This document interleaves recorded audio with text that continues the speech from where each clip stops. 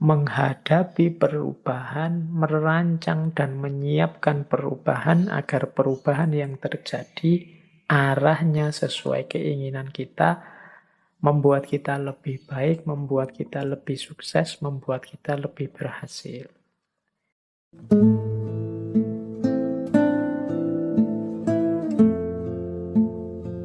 Kalau menurut William Walker Atkinson ada 7 hukum semesta. Istilahnya kan kosmik. Jadi alam semesta ini ada 3 rumusan hukumnya. Yang pertama apa? Yang pertama ada the law of vibration. The law of vibration itu segala sesuatu itu bergetar. Tidak ada yang diam. Getaran-getaran dalam frekuensi yang sama akan saling menarik. Kegembiraan akan menarik kegembiraan yang lain. Nah, fokuslah secara konsisten terhadap pikiran tertentu, maka akan menarik getaran yang sama. Jadi the law of vibration itu kita ini bergetar terus. Ini menjelaskan bergetar ini mungkin tidak mudah. Kita ini kan sebenarnya tidak diam. Coba teman-teman perhatikan pikiranmu, perasaan, intelijensimu. Ini kan kerja terus. Ya dari luar kelihatan diam, tapi di dalammu itu kan rame terus.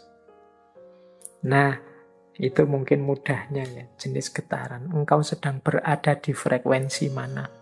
Mungkin engkau sedang marah-marah, mungkin engkau sedang senang, mungkin engkau sedang gelisah, mungkin hari ini engkau sedang bingung karena vaksin, mungkin hari ini engkau sedang gelisah karena sekelilingmu sedang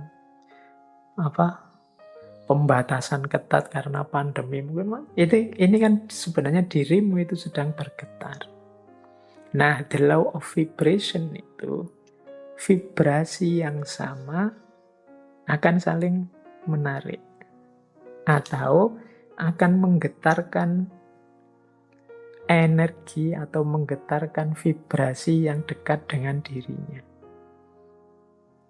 Jadi kalau kita gembira, sekeliling kita akan hawanya gembira.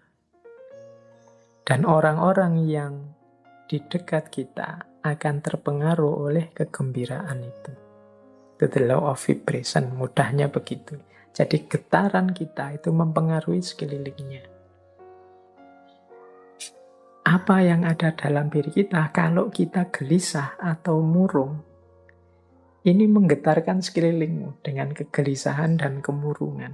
Ini namanya the law of vibration. Makanya kadang-kadang teman-teman kan bisa merasakan kalau misalnya punya teman akrab gitu.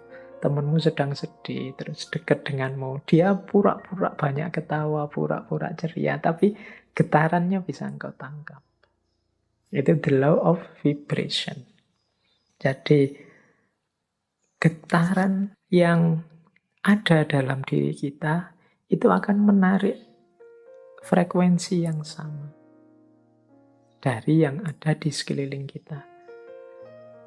Kalau teman-teman dekat dengan teman yang sedang sedih, sedang gelisah, sedang susah, sekali-sekali dia tampak nangis, itu kan kita ikut terus hanyut dalam situasi kesedihannya, ikut dalam kemurungannya. Nah, ini ilustrasi mudah. Kalau teman-teman dekat dengan teman yang sedang senengnya luar biasa, cerianya luar biasa karena tujuannya tercapai gembira, itu kita dekat dia juga ikut gembira. Jadi getaran yang ada dalam diri orang lain bisa mempengaruhi getaran yang ada dalam diri kita. Demikian pula sebaliknya. Kegembiraan akan mendatangkan kegembiraan. Kesedihan juga akan mendatangkan kesedihan. Ini the law of vibration namanya. Menyikapi the law of vibration itu seperti apa? Ya menurut William Walker Atkinson adalah fokuslah pada yang baik-baik, yang indah-indah, yang nyaman-nyaman di pikiranmu. Apa yang engkau inginkan, fokuskan ke situ pikiranmu terus. Jadi getaran kesuksesan, getaran cita-cita keberhasilan, getaran cita-cita kebahagiaan itu biar menyebar kemana-mana dan menarik itu ke dalam dirimu. Yaitu, ayo mikir yang positif-positif saja. Ayo menginginkan yang baik-baik saja. Ayo mengharapkan yang nyaman-nyaman saja, yang damai-damai saja. Loh, itu nanti itulah yang akan hadir karena tertarik oleh getaran keinginan kita, getaran yang ada dalam diri kita. Itu namanya the law of vibration. Itu hukum yang pertama. Jadi, carilah frekuensi yang bagus, getaran yang bagus dalam dirimu. Dan hidupkan itu biar mempengaruhi sekelilingmu. Yang pertama itu cosmic law, yang kedua the law of relativity. Dalam hidup ini berlaku hukum relativitas. Relativitas mungkin tidak persis sama seperti relativitasnya Einstein. Tapi relativitas di sini adalah mudahnya begini. Tidak ada sesuatu yang bisa kita pahami sampai kita hubungkan dengan sesuatu yang lain. Apakah itu tentang sifat, nilai, kualitas, atau artinya sesuatu, dan lain sebagainya, itu kita akan susah memahami kalau kita tidak menghubungkannya dengan yang lain. Itu namanya the law of relativity. Ilustrasi mudahnya, misalnya sampean mau menilai saya, Pak Faiz itu wajahnya seperti itu masuk kategori ganteng apa jelek? Itu kan susah kamu jawab, mungkin ya sungkan barang, gak berani ngomong. Tapi mudahnya itu, kalian ngerti saya cakep apa jelek, itu kan ketika dibandingkan, dihubungkan dengan yang lain. Mungkin dengan wajahnya orang lain. Kalau dihubungkan dengan yang lebih cakep, ya saya ndak ada apa-apanya. Tapi kalau kamu cari yang lebih drop, jauh lebih jelek, mungkin saya yang masuk kategori ganteng. Itu the law of relativity. Indonesia ini negara yang nyaman, maju, atau negara yang terbelakang, mundur?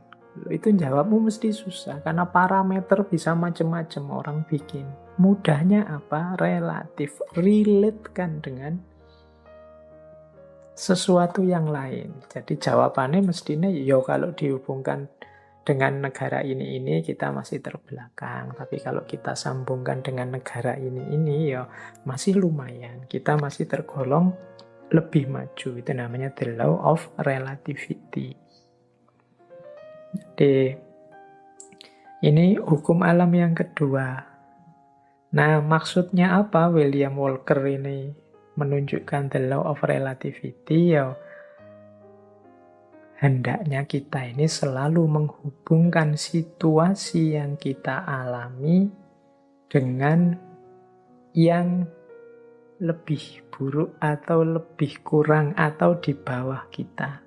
Tujuannya apa? Biar kita bersyukur. Semua kegelisahan, mungkin tidak 100% lah. Sebut saja 90% kegalauan, kegelisahan kita hari ini, itu muncul karena kita merelasikan diri dengan sesuatu yang lain, yang lebih tinggi, lebih bagus, lebih sukses, pokoknya lebih segalanya dari kita. Akhirnya kita tidak mampu untuk bersyukur. Mau bersyukur itu lebih berat karena kita melihat hidup kita ini serba kurang. Kita salah mencari relasi, menghubungkan diri kita dengan apa. Karena tiap hari mungkin engkau melihatnya artis siapa, atau melihatnya tokoh siapa, atau kiblatmu orang besar siapa, itu terus orang kaya siapa, itu terus orang sukses siapa, itu terus, sehingga ketika menengok dirimu yang lahir hanya pesimisme, underestimate, merasa betapa tidak berharganya dirimu, dan lain sebagainya. Akhirnya tidak bisa bersyukur. Nah, untuk bisa bersyukur, ingatlah the law of relativity tadi. Kalau engkau mau melihat yang lebih bawah darimu, masih banyak. Ada mahasiswa yang sumpek sekali karena semester akhir belum punya pacar misalnya. Dia lupa bahwa dia jadi mahasiswa itu aja sudah kelebihan yang luar biasa. Benchmarknya mungkin temennya. Benchmark itu tempat dia mengukur, tempat dia merelasikan diri, itu temennya yang sudah punya pacar. Tapi dia lupa, dalam dirinya ada banyak kelimpahan, ada banyak kelebihan. Dia sibuk hanya satu kekurangan ini. Ini biasanya karena salah merelasikan diri. Akhirnya susah bersyukur. Nah, itu hukum alam yang kedua.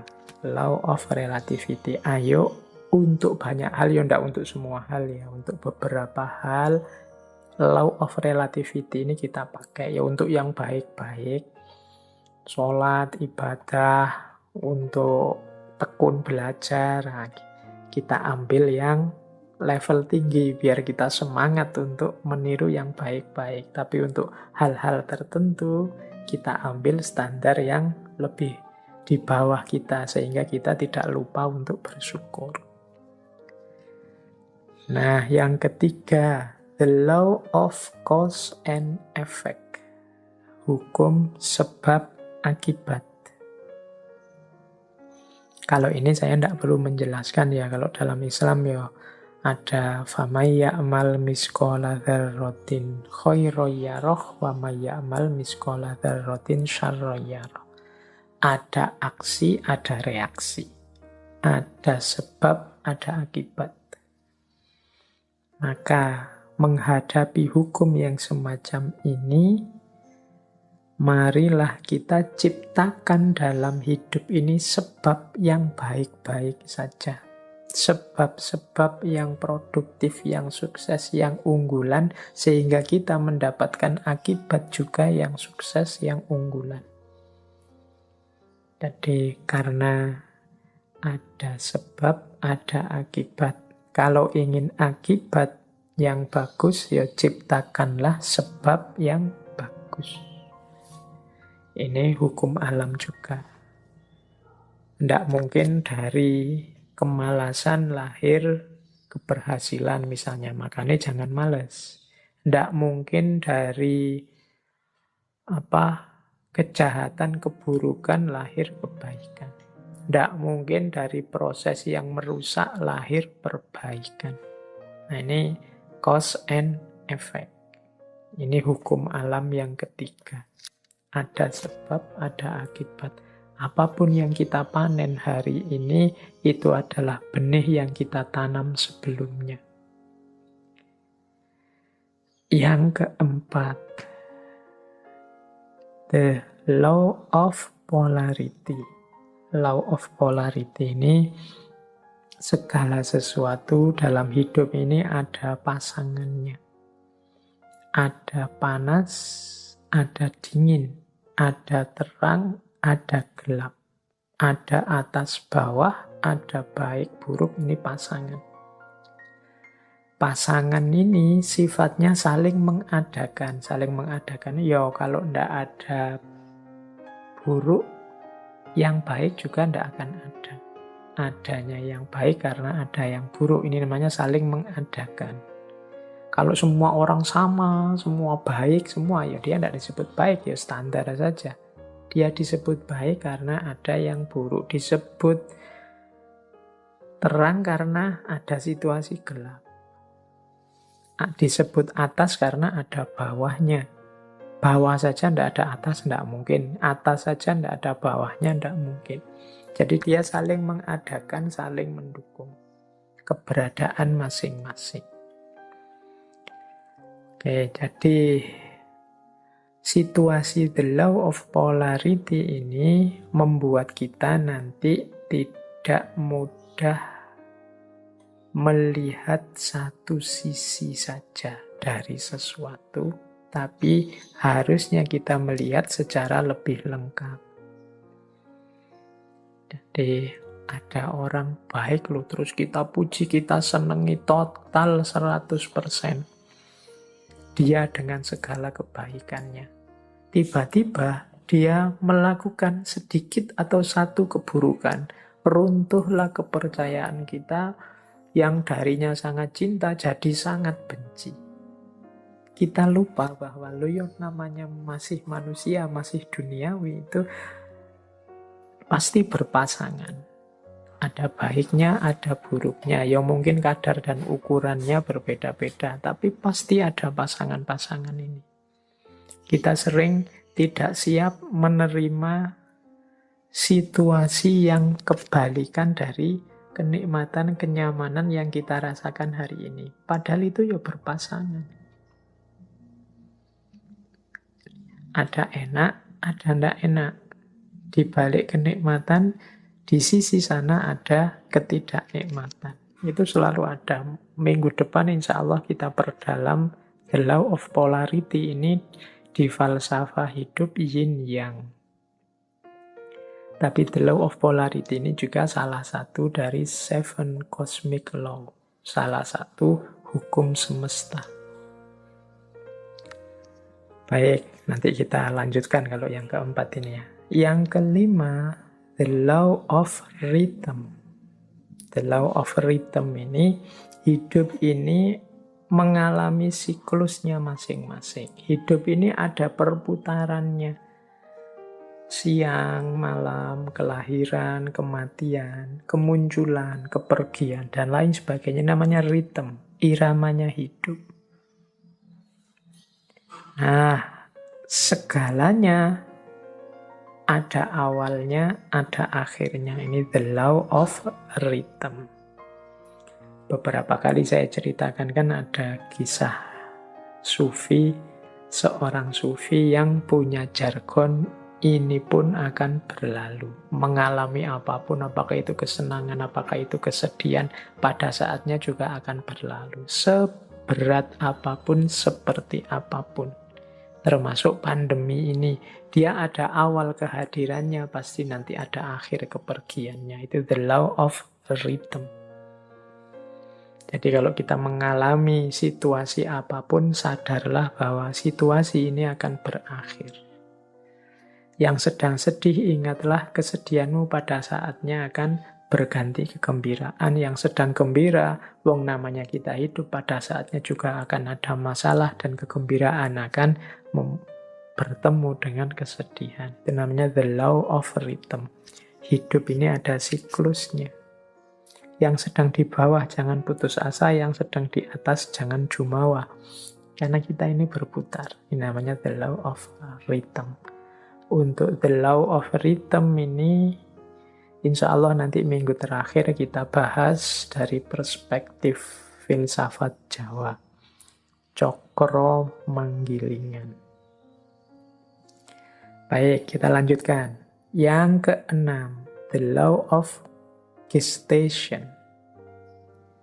The law of gestation itu bunyinya begini. Segala sesuatu perlu waktu untuk terjadi. Tidak ada yang ujuk-ujuk sempurna. Tidak ada yang ujuk-ujuk utuh. Segala sesuatu dalam hidup ini butuh proses. Perlu waktu. Jadi makanya kita kalau ingin sukses juga perlu kesabaran, menunggu momen, menunggu waktunya. Karena segala sesuatu ada waktunya.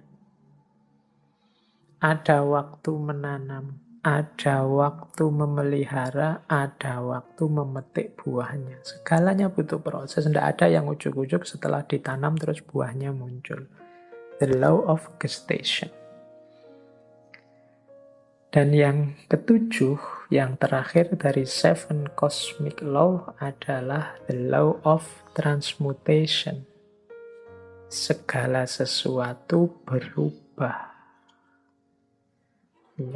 Jadi segala sesuatu, karena hidup ini di dunia pastinya dinamis. Segalanya berubah.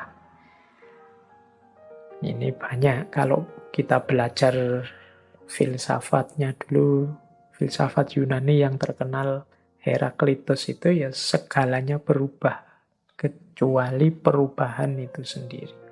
Yang tidak berubah hanya perubahan. Nah, law of transmutation ini menyadarkan kita untuk menghadapi perubahan, merancang dan menyiapkan perubahan agar perubahan yang terjadi arahnya sesuai keinginan kita, membuat kita lebih baik, membuat kita lebih sukses, membuat kita lebih berhasil.